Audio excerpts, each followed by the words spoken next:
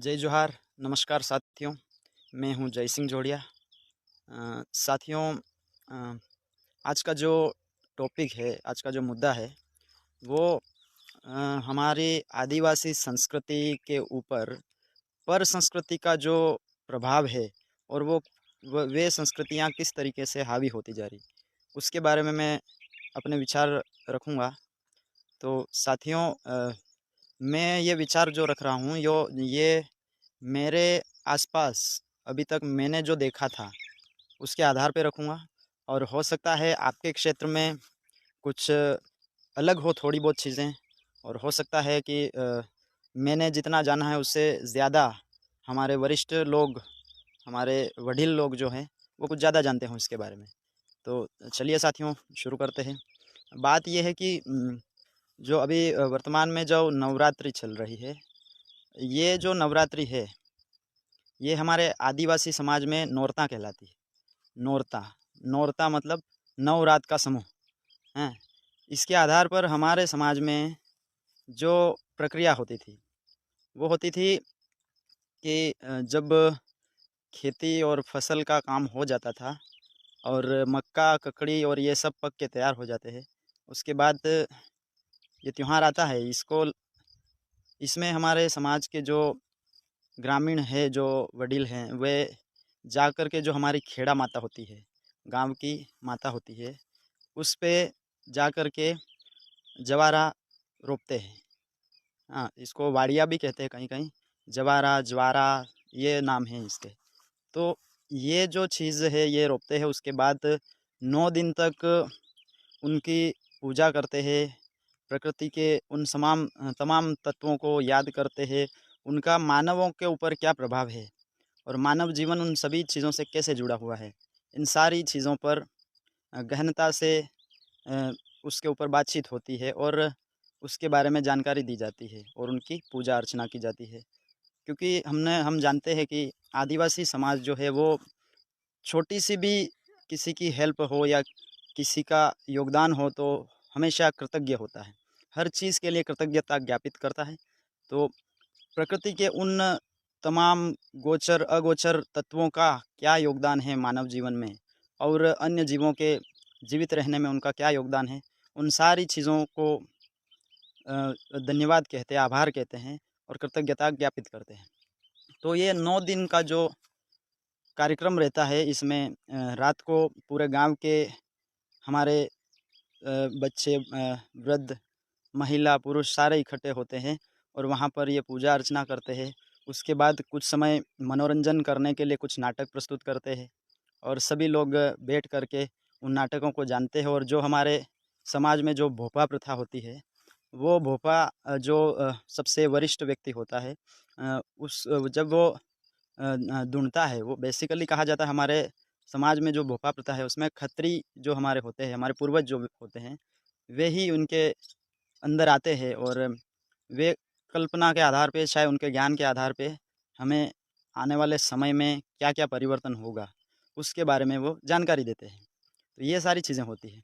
उसके अलावा 9 दिन तक सामूहिक रूप से हमारे समाज में लोग मिल कर के जो भी ज्ञान की बातें हैं वे सुनते हैं। उसके अलावा जो हमारे पूर्वज हैं, हमारे खत्रीज हैं, उनके उनके उनकी उपासना के लिए गाते हैं। हमारे यहाँ पर उसको बाइड़ा कहते हैं, बाइड़ा बजा करके उनके हमारे पूर्वजों की उपासना के लिए गीत गाते हैं। तो इस प्रकार से हमारे समाज में ये नौरता मनाया जाता है।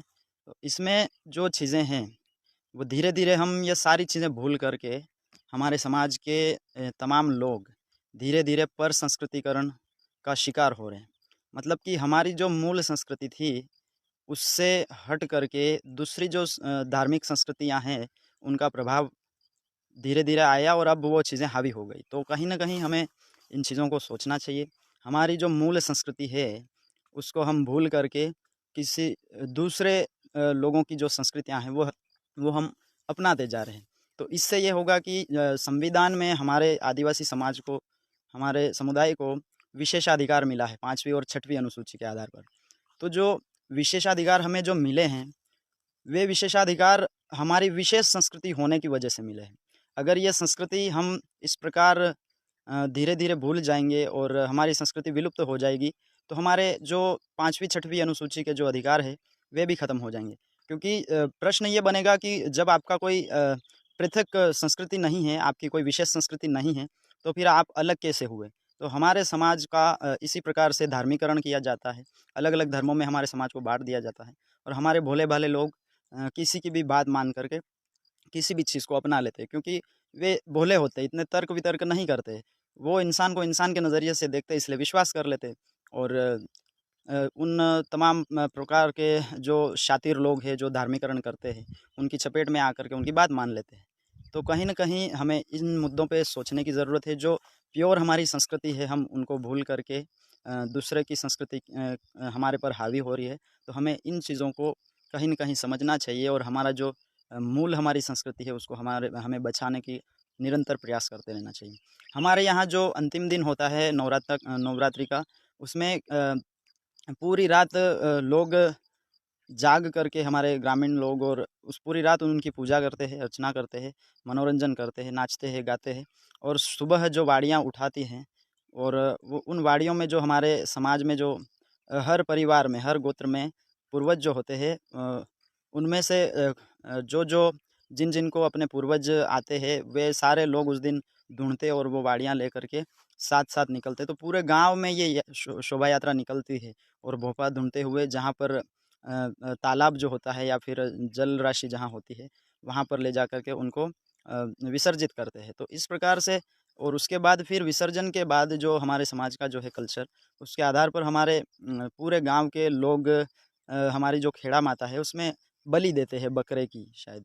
तो वो बलि जो दी जाती है, उसका जो मांस वगैरह होता है, उसको प्रसाद के रूप में पूरे गांव को दिया जाता है। तो इस प्रकार से हमारी संस्कृति बहुत एकदम पृथक है, अलग है, और लोग हमारी इन संस्कृतियों को ख़त्म करने के लिए साजिशें रच रहे हैं, और हमारे लोग आसानी से उनके शिकार हो रहे हैं। आज अपन देख रहे हैं, हम किसी का विरोध नहीं कर रहे हैं, लेकिन हम हमारी मूल संस्कृति के बचाने की बात कर रहे हैं।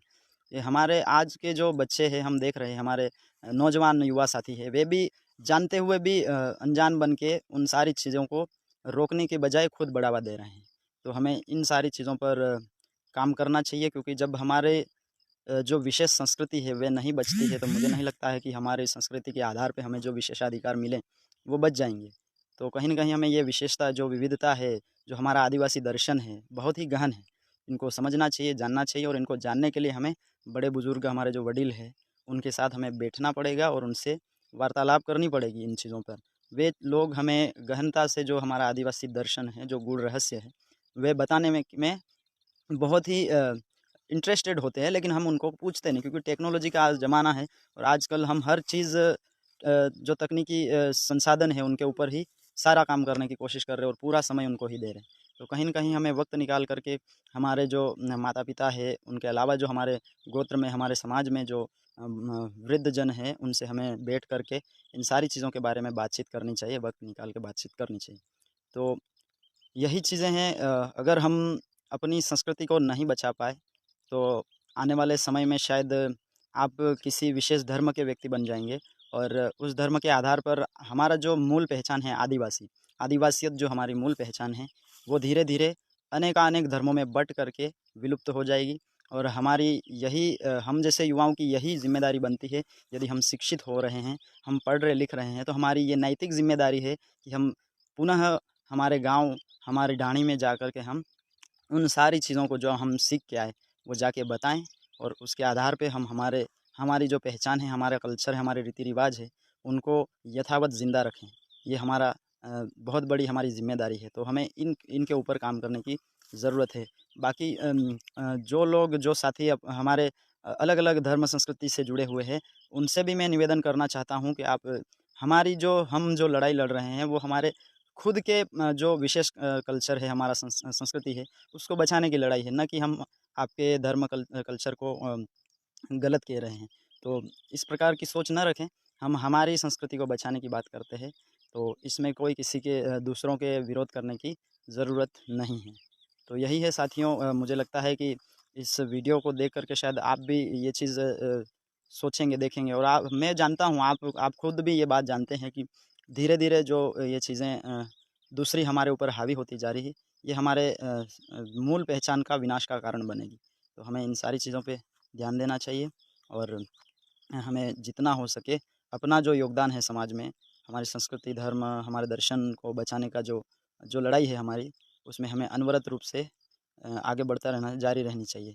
तो धन्यवाद साथियों, यही मेरे विचार थे। हो सकता है आपके क्षेत्र में हमारे जो ये जो नवरात्रा है, ये हो सकता है आपके क्षेत्र में अलग तरीके से मनाए जाते हों, तो आप कमेंट में बताएँ। हम जो मैं प्रोसेस मैंने बताया है, ऐसा ही प्रोसेस है आपके यहाँ पर भी, या फिर कुछ अलग है जो क्योंकि जगह-जगह पे थोड़ी बहुत विविधता देखने को मिलती है, तो बहुत सारे साथी हैं आप, तो आप बताएँ कि आपके क्षेत्र में किस प्रकार से ये नौरता मनाया जाता है और किस प्रकार की प्रक्रियाएँ होती हैं।